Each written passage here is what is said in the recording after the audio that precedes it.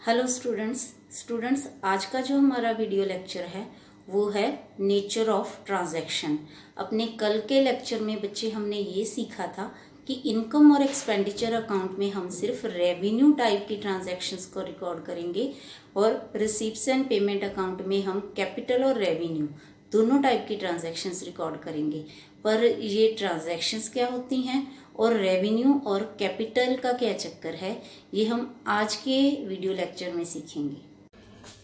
कोई भी एक्सचेंज जो दो पार्टीज के बिटवीन में होता है उसको हम ट्रांजैक्शन बोलते हैं। पर किसी भी ऑर्गेनाइजेशन के फाइनल अकाउंट्स बनाने के लिए हमें जो एक्सचेंज और ट्रांजैक्शन चाहिए वो फाइनेंशियल नेचर की होनी चाहिए। अब ये फाइनेंशियल ट्रांजैक्शंस क्या होती हैं? फाइनेंशियल ट्रांजैक्शन वो होती हैं जिसमें जो एक्सचेंज हुआ है वो इकोनॉमिक हो। इकोनॉमिक ट्रांजैक्शन के लिए जो फ्लो ऑफ बेनिफिट है बच्चे वो दोनों पार्टीज़ की तरफ से होना चाहिए। फॉर एग्ज़ाम्पल, अगर एक टीचर अपने बच्चे को पढ़ा रहा है तो वो वन साइडेड फ्लो होगा। कैसे?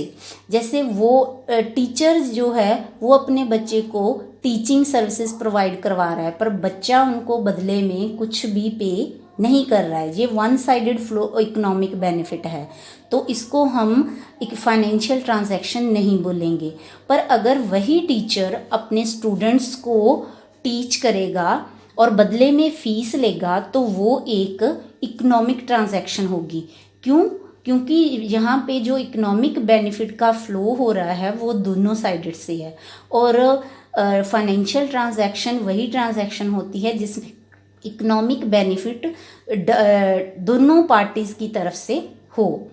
और फाइनेंशियल अकाउंट बनाने के लिए हमारे पास जो फाइनेंशियल ट्रांजैक्शंस होती हैं उसकी वो नेचर दो तरह की होती है, कैपिटल नेचर और रेवेन्यू नेचर। जो कैपिटल टाइप ऑफ ट्रांजैक्शंस होती हैं उनका अमाउंट काफ़ी ह्यूज होता है और वो सिर्फ एक अकाउंटिंग पीरियड से रिलेटेड नहीं होती।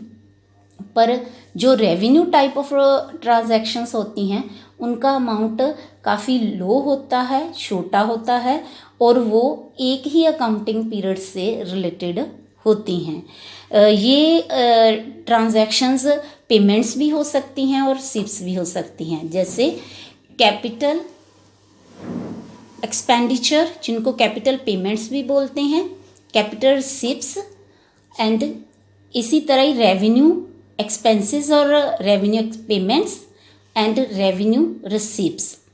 कैपिटल एक्सपेंडिचर वो पेमेंट्स होती हैं बच्चे, वो खर्चे होते हैं जिनको एक बार करने से हमें उनका बेनिफिट काफ़ी लंबे समय तक मिलता है।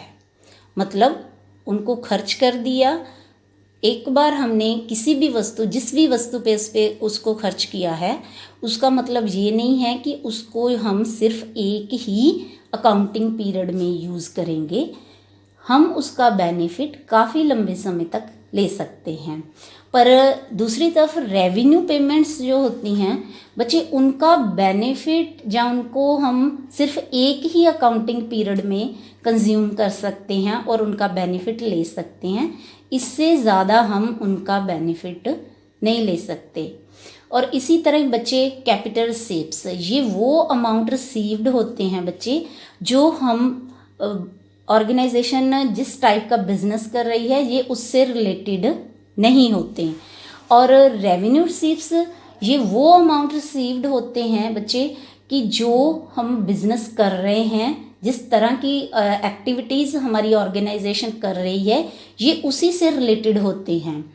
अब इन सारे हम इन सभी ट्रांजैक्शंस की डेफिनेशंस देखेंगे। Capital expenditure are those expenditure the benefit of which spread over number of accounting periods, and capital receipts are those receipts which are not related to normal activities of organization. Revenue expenses are those expenses the benefit of which is consumed within one accounting period only, and revenue receipts are those receipts which are related to the normal activities of organisation. इन सभी transactions को हम अच्छे से understand करने के लिए इनकी एग्जाम्पल्स को एक बार देख लेते हैं। कैपिटल एक्सपेंडिचर की examples cost of land, cost of books, cost of furniture, cost of computer, cost of construction of building, ये सारी एसेट्स हैं। अब आपको बच्चे पता चल गया होगा कि अगर इनमें से किसी भी एक एसेट पे हम इन्वेस्ट करते हैं तो उसका बेनिफिट हमें सिर्फ एक अकाउंटिंग पीरियड में नहीं मिलेगा, बल्कि हम इनको काफ़ी सालों तक अपनी ऑर्गेनाइजेशन में यूज़ कर सकते हैं। कैपिटल रिसीप्ट्स की एग्जांपल्स, एनजीओ की जो कैपिटल रिसीप्ट्स होती हैं वो इस तरह की होती हैं, जैसे life membership fees. Life membership fees NGO को उसका मेंबर बनने के लिए हर एक मेंबर को पे करनी पड़ती हैं। ये वन टाइम पेमेंट होती है, इसीलिए इसको हम कैपिटल रिसीप्ट ट्रीट करते हैं।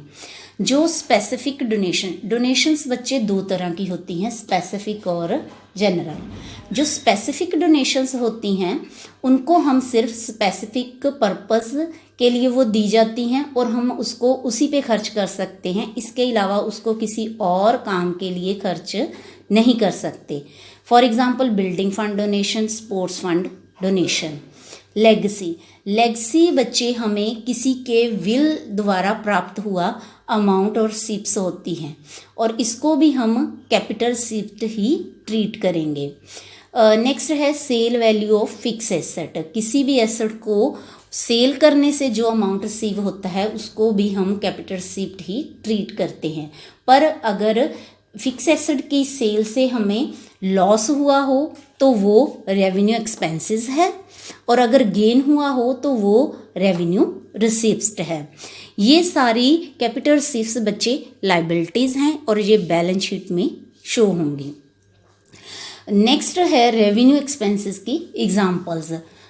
जैसे कि हमने पीछे डेफिनेशन में पढ़ाई है, जो हमें हमारे रेगुलर रूटीन से या जिनका बेनिफिट हमें एक पीरियड से रिलेटेड होता है, वो सारी तरह के खर्चे और पेमेंट्स रेवेन्यू एक्सपेंसेस होते हैं।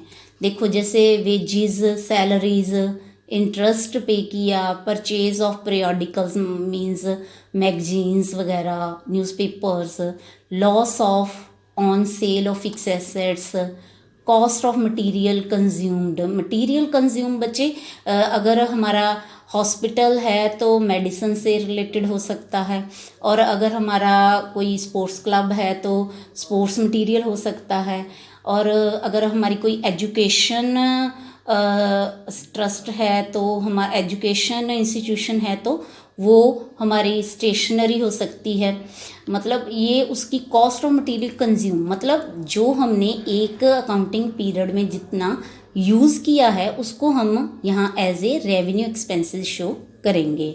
इंश्योरेंस, रेंट, पोस्टेज और न्यूज़पेपर की परचेज, ये सारे एक्सपेंसेस हम रेवेन्यू एक्सपेंसेस की एग्जांपल्स शो कर रहे हैं। नेक्स्ट है बच्चे रेवेन्यू रिसीप्ट्स की एग्जांपल्स। एनजीओ की जो ज़्यादातर रेवेन्यू रिसीप्ट्स होती हैं बच्चे, जिनको हम इनकम ट्रीट करते हैं, वो क्या हैं? फर्स्ट है एंट्रेंस फीस। एंट्रेंस फीस किसी भी मेंबर को एनजीओ का मेंबर बनने के टाइम पे जो पे करना पड़ता है उसको बोलते हैं। इसको एडमिशन फीस भी बोला जाता है। ये हमारी रेवेन्यू रिसीप्ट ट्रीट की जाती है। जनरल डोनेशन बच्चे, ये वो डोनेशन है जिसका कोई भी स्पेसिफिक पर्पस नहीं होता, इसको हम किसी भी काम के लिए ऑर्गेनाइजेशन में खर्च कर सकते हैं, इसको भी इनकम ही ट्रीट किया जाता है। Interest received, gain on sale of fix asset, subscription बच्चे जो मेंबर होते हैं ऑर्गेनाइजेशन के, एनजीओस के, वो जो पीरियोडिकली पेमेंट करते हैं उसको बोलते हैं।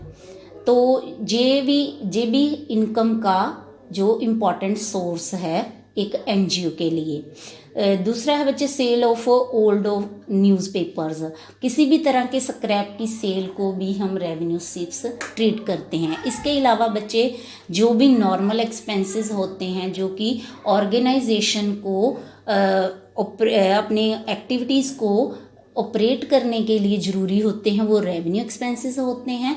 और ऑपरेशंस के दौरान ही जो रिलेटेड हमें उन एक्टिविटी से रिलेटेड जो रिसीप्ट्स प्राप्त होती हैं उनको हम रेवेन्यू रिसीप्ट्स और इनकम ट्रीट करते हैं। दैट्स इट बच्चे, this was the today's lecture.